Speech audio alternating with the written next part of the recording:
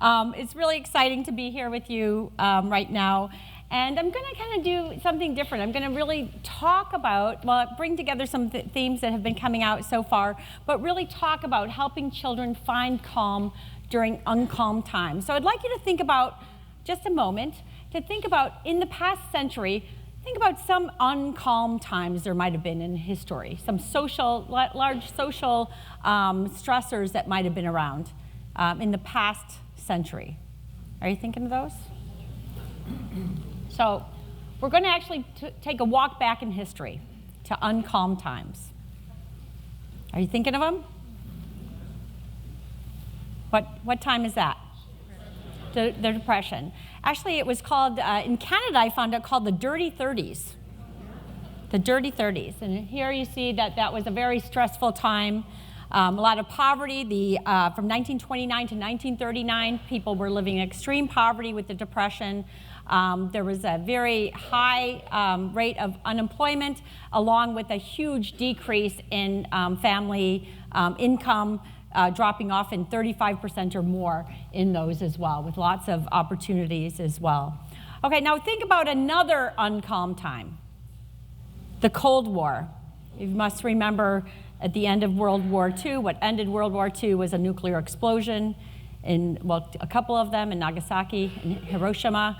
And that really created a whole new approach to stressful times for children. And let me just tell you a bit, during Depression times, very interesting, longitudinal studies looking at children of depression show that for the majority, they did not have really ill effects of the Depression, of growing up in that extreme poverty. That in fact, one study, Glenn Elder and his colleagues, called the Berkeley Growth Study, that followed them all the way into their 60s, found that particularly both the men and the women ended up doing pretty well. And they found those that had a very kind of a positive experience in the stress, that stress-related response, where they did very well. And then particularly the women in this one study found that women, because guess what? When women had to go out into the workforce for the first time, they developed a sense of independence, initiative, management. And so they actually had growth experiences as a result of those difficult times. So, you know, and sometimes we often think of stressful times leads to poor outcomes, but in this case of the Depression, they're actually really positive outcomes because it was a larger societal one.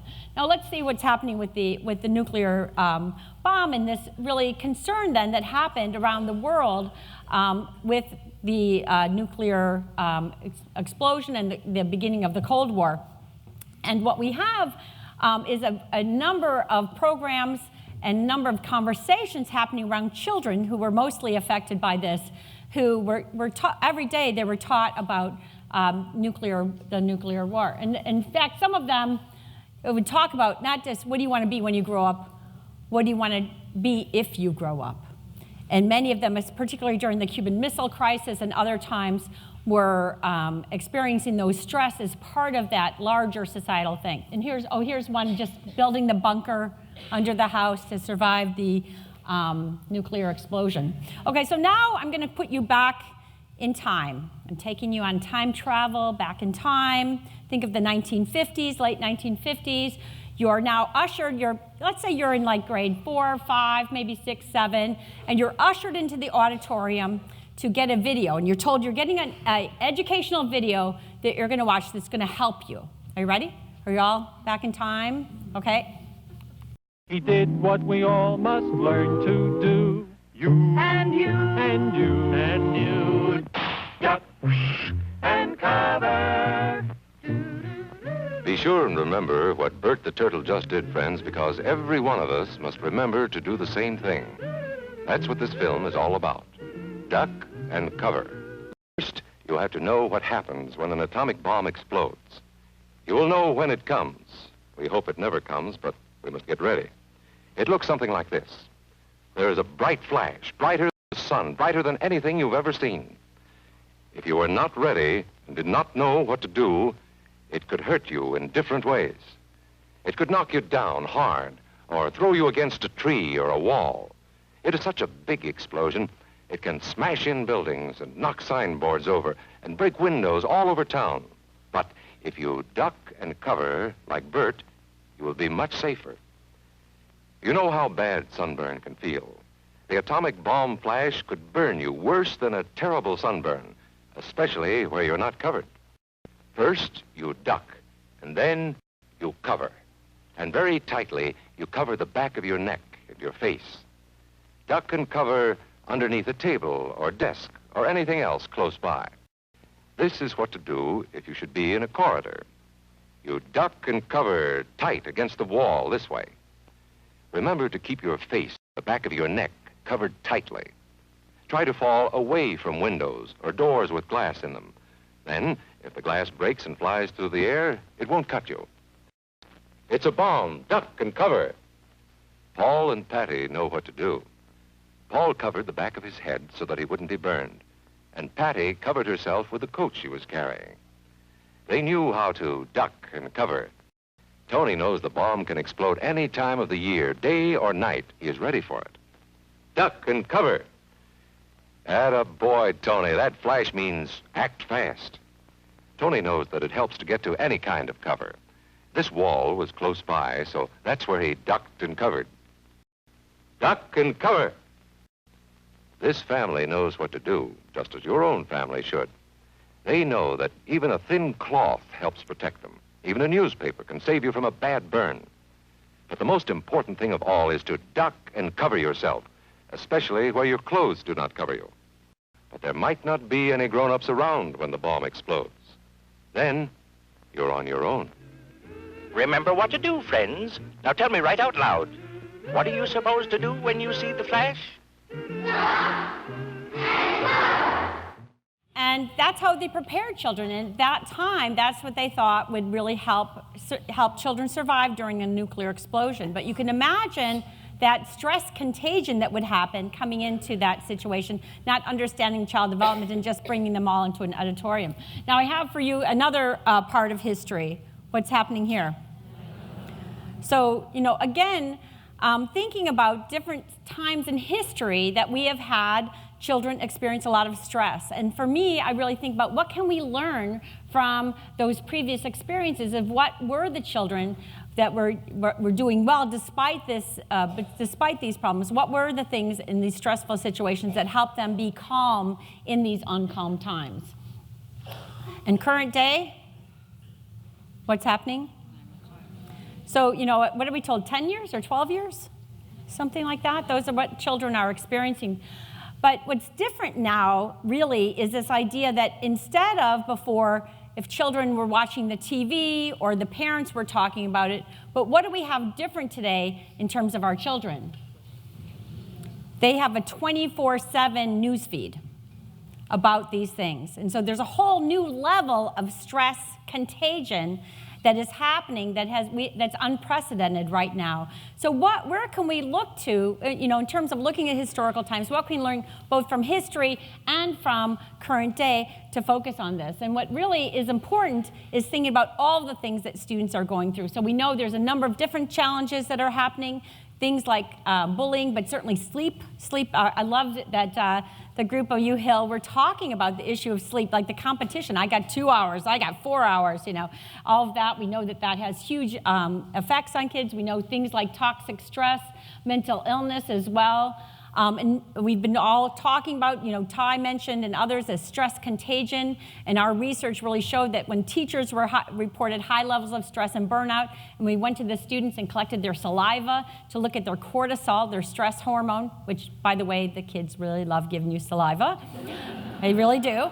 No, it's like they do. This is 4th to 7th grade. We found that those classrooms in which the teachers had the highest levels of stress and burnout were those students who had the highest levels of stress themselves. So something's happening, and we have to really look at the context as well as this. So I really argue here that if we really want to find how to promote calm, which I equate with well-being, is really to look at it through the lens of resilience.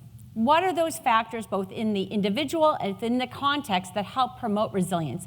And I'm going to give you some very concrete strategies from the science of what we know builds that resilience. We know we're really moving from this idea of just focusing on decreasing ill-being to focusing on well-being. And I really think calm falls within that. The idea it isn't just about making sure that kids are less anxious or less depressed. But calm, to me, represents a focus on thriving and flourishing and being able to be in the present moment as well. Really moving away from a focus of waiting till kids fail and fall in the river or the water and we throw them out a life preserver, but really one in which we give them the toolkit, basically the vest with the toolkit that helps them stay afloat when they hit those rocky times, a real prevention focus. And this is, to me, what we've learned throughout history, both looking at the times of the Depression, the times of the Cold War, and now coming into present day, whereas the whole science of resilience can really help us figure out the ways, the strategies to help promote the well-being of all of our children. I love this quote by Michael Rudder that really says there's a regrettable tendency of us to focus gloomily on humankind and all that does go wrong. We focus so much on that, and the potential for prevention surely lies in increasing our knowledge and understanding of the reason why some children are not damaged by deprivation or other things. And that's really what we have learned from the science now, that we can learn about ways to promote this well-being as well. And resilience, just make sure we're all on the same, there's lots of different definitions of resilience. Resilience really refers to a class of phenomenon characterized by good outcomes in spite of serious threats to adaptation or development. And just so you know, resilience isn't within the child. Yes, there are certain qualities we know that help you be more resilient. An optimistic way of life. Actually, the children of the Depression, those who fared the best were those who actually looked at the struggles as an opportunity for growth, as an opportunity to learn. So that optimistic mindset, but at the same time, you need a context of supportive relationships. Resilience refers to both of those. And really, I love this quote, this idea of remember measuring the light and not just the shadows. So when you're looking for students and you see everything that might be going wrong, try and figure out what's going right and where are they feeling successful as well. So some key messages is really always taking the child's view and understanding child development. And this has been alluded to throughout, but I really want to emphasize this. In early childhood, what are some of the things we see in early childhood? We know they're very concrete thinkers. So actually, during the 9/11, when young children were watching the planes crashing into the buildings, they thought it was happening over and over and over again. They did not recognize that it was actually just a film playing again, but they thought that that was happening continuously. And so from a social development, the children still rely a lot on their caregivers to go to for nurturance and support. And at an emotional level, they're really beginning to understand the link between emotions and cognition and being able to just begin to have a vocabulary of emotions to describe their emotions. Middle childhood is a really important developmental period because it's a time where you start developing your sense of industry and affectance and think you can start doing things. You move beyond the family. You're beginning to be able to think a bit more abstractly, but not quite there yet. And what we know about adolescence in particular is a time in the life cycle where your identity is forming. You're beginning to think about the future and how what you're doing now can affect that. Both that's positive because you could develop a sense of purpose and how you're going to change the world. And on the other hand, it can be quite negative because you might think that failing on just one exam is going to have a spiral effect of not getting into university and then becoming a failure in your life, right? Because it could just spiral in that way. So really understanding resilience and trying to understand those developmental periods. We know that times of heightened risk occur during transitional times in development when children are making those transitions. Early childhood is one, transition into early adolescence, and then transition into post-secondary or into the workforce are those very key developmental times, which I argue, and not just me, others do as well, that are times of more risk because it's kind of a stress pileup. And there are also opportunities in which if you really want to have a big bang for your buck in terms of intervention, those are the times in which to really foster resilience and promote this. And so as I say here, while it is a time of heightened risk, it's also a time of opportunity. And we should really look for those inflection points in development as real opportunities. And now there's even research saying the neuroplasticity is really important. So what enhances the well-being of children and youth or helps them find calm? Here are some strategies for helping children find calm during uncalm times. First and foremost, I want to emphasize across human development, the most important aspect of finding calm is supportive relationships. We know we are wired to belong. We're wired to connect with others. That is so critical for us to feel like we are social animals and that we need to be with others. And supportive relationships and decades of research say that is the key there, to feel that you belong. I love John Bowlby, who's really saying we do our very best and feel and are most successful when we have trusted others as standing behind us. And that is really a key point of resilience, is that relationships. And I just love this quote. Every child deserves someone in his or her life who's absolutely crazy about them. And that's such a key point to say, who are the children with whom you work who maybe don't have that? And how will they be successful? I know this is a long quote, but I really have to emphasize it. So we know in 5 decades of research on resilience, the single most important quality that promotes resilience are relationships. And what the National Scientific Council on the Developing Child stated simply, relationships are the active ingredients of the environment's influence on healthy human development. They incorporate the qualities that best promote competence and well-being, individualized responsiveness, mutual action and interaction, and emotional connection to another human being, be it a parent, peer, where's Maria? Grandparent, aunt, uncle, neighbor, teacher, coach, or any other person who has an important impact on that child's early development. And really important in terms of educators to really think about how important the research on the important role of teachers is now really coming forward, about how important teachers are, that supportive adult relationship for students. In some of our research at HELP, at the Human Early Learning Partnership, my colleague Ava Oberle and I have found that teachers, in predicting well-being of students in 4th grade, teachers were even more important, even above socioeconomic status, in predicting the well-being of children. We know connectedness. We talked about, I love that, I think it was it Carl that talked about the importance of family mealtime? Yes, really important that we know now that is really a magic ingredient. Family mealtime, but not with all your devices sitting next to you, but really having that interaction together. It's interesting, we've been doing research on something called the Middle Years Development Instrument, which is a measure of child well-being for 4th grade and 7th grade. And we went up north and we were studying a community, and we found that those children in that community up north had really high rates of mealtime with families. And we went to them and we're like, this is so curious. You have like the highest in the province for how many nights a week your grade 4s eat meal with the family. And they're like, yeah, you know, it's a really community where that culture is really important, part of the family meal. And they said, and our internet connectivity isn't that good. So there was a whole other aspect there, but that was just an interesting way. You know, they're spending time together. When we asked, we had a group of, where's Sean? Sean Smith, where are you, Sean? You're here someplace. He had a group of Sean students, grade 6, 7, come in Vancouver, come to help teach us as part of a kids advisory at HELP. And I asked the kids, what are the things that contribute to your stress? Grade 6, 7s. They said 2 things that stuck out in my mind. Disappointing your parents, not living up to expectations, and not getting enough likes on social media. I know. And then when we asked what are the things that could bring joy and happiness to grade 6, 7s, their number one thing was spending time with family. You know, and mind you, having been a parent of a grade 6, 7, I don't know if anyone knows these age kids, the eye roll. Has anyone ever gotten the eye roll? Or the walk behind me? Don't get out of the car when you drop me off at school?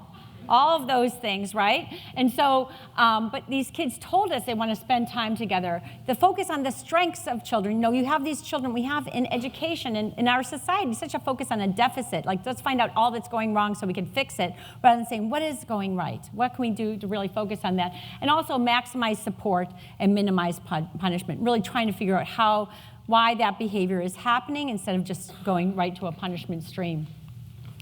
Some of the things I was finding, looking up different ways that you can really deal with children when they've had some experience to trauma or some serious threat. There's things like you should reassure them that you'll do everything you can to keep them loved and safe. Like, really, that reassurance is so important. Encourage them to talk and ask questions. I think we're going to hear from Dr. Mark Brackett in a little bit. I think it's permission to feel. I think that is an important aspect of that. Let them know they can be open about their feelings. which is really critical. Answer their questions honestly. Avoid discussing worst case scenarios with them. That's again the stress contagion. I think that spirals. And then limit excessive watching and listening to any graphic displays of a traumatic event. Like that 9/11, when those things happen and children will replay them. Anyways, it's really important to think about, especially with the social media that's happening, and then stick to your daily routine. We know that touch is essential for our human survival. One of the hormones that's actually released, or neuropeptide that's released when we touch, is something called oxytocin. And oxytocin is that sort of love neuropeptide. We used to think that it was just part of nursing and childbirth, but we know now we all have it, and it creates a bonding. And Maria mentioned earlier about the dogs. How many of you hug your dogs? Or, who have dogs, you hug them, and they hug you back? Guess what? You are giving your dog oxytocin. And guess what you're getting from your dog? Oxytocin, yes. That's why it feels so good. Being outdoors, I'm not going to go into that. There's lots of literature now. Very interestingly, again, from that same middle years development instrument, we asked kids what are their wishes for after school time. If they're doing what they currently are doing, do they like it? What would they prefer to do? Would you believe the number one thing mentioned by students, and this is thousands and thousands, for their preference for after school time? Some of you might say more video games. Not true. Their number one wish is outdoor activities and physical activities. Outdoor, physical is like the combination. So again, children want to be outdoors. They want to be playing with their friends. So has anyone ever heard of social and emotional learning? Okay, good. Yeah, but I'm glad you've heard of it before, because we are unique in this province. In British Columbia, we're one of the first jurisdictions in which the promotion of personal and social competence is now part of our K-12 curriculum, legislated in 2016. Social and emotional learning really are the one way to help children learn these strategies to find calm. And I'm hoping Dr. Mark Brackett will be talking about the Ruler program. There's a number of programs called Mind Up, and as well as Roots of Empathy, that are these SEL evidence-based strategies. And we know that these programs in decades of research are really showing that they're effective to promote being kind and school success. As well. And I think, Fiona, that was so great. You had the 11 percentile points increase in academic achievement, not just when you get an SEL program. So it promotes your kindness and your well-being, as well as decreases behaviors, but also increases academic achievement. We also know from the science that practicing mindful attention awareness, here's some children.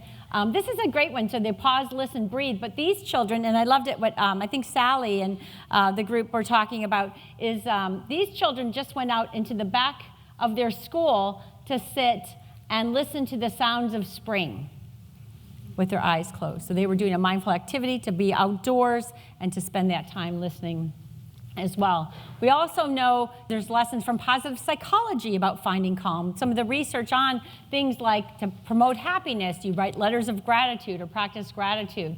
You could practice mindfulness, as I mentioned before. You can perform acts of kindness, helping others. Now, we know that the benefits of helping others is even more beneficial to the person who's helping than the person receiving, as well as imagining your best possible self, thinking about who you want to be and how you want to be that way, and recalling an intensely positive experience, thinking back like a movie of some time in your life which felt so positive as well.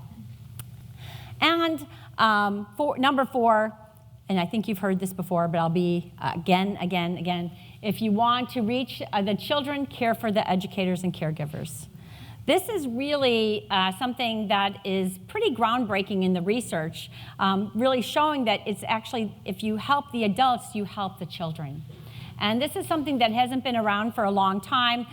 People, especially people who go into the helping professions like educators and nursing, they often feel it's very selfish to care for themselves. But I can tell you without a doubt that the science is really showing that if you promote the well-being of the caregivers and the educators, you actually have a positive benefit for the students. And I think that's something new in the research now, really showing that to justify that as well. So if you, so I really like this. Is saying, just think of this, you go on a plane, put the mask on yourself first and then put it on others. So, and the last one I really want to emphasize is how important it is to actually listening to children's voices. You know, it was so lovely that we had this amazing group of young people on stage with us to listen to their voices. And we know that to promote calm, to promote well-being, to promote a sense of well-being and social emotional learning is by promoting actually children's agency. So when they are in uncalm times, when it feels like there's not a lot you can do, we have to elevate them and give them the agency to be able to have their voices heard. We need to listen to them deeply as well. So we know that, for example, we have to recognize that if educators effectively relate to students, they must be empathic, always attempting to perceive the world through the eyes of the student, to try and think of what their perspective is. And what we know is, in fact, the issues around listening to the student and really hearing them and being present with them. That's one thing that I think I have to emphasize, how important it is to be present and listen and really hear what they're saying and really listen to them, I think is so important. The resilience research also has noted the power of just being a witness for a young person. This means just listening non-judgmentally with compassion to a young person's story.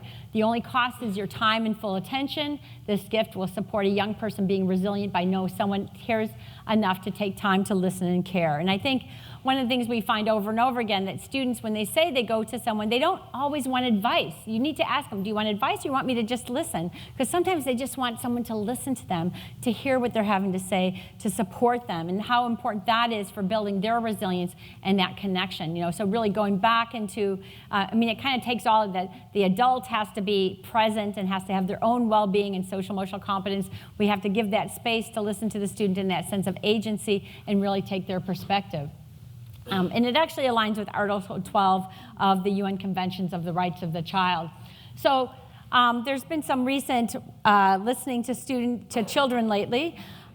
This idea of these social movements. And this is something, if you really look back in history, that a lot of positive change has come about from the young people. So in fact, remember I showed you, what was his name? Buck the turtle? Is it Buck? Duck and Cover. What was his name? The turtle. Anyway, would you believe one of the things that came out of that whole idea of focusing on the nuclear death, I guess, and explosions and stuff, was that 60s movement of political activists to end nuclear war. So, you know, sometimes out of these things where students are exposed to them, by giving them agency and empowering them, it could actually lead to very powerful movement. And I would say that now we're in a place where we can empower these young people, and I feel that and part of it is actually, so this is kind of interesting. It goes back to one of the questions. Do we always need to be calm?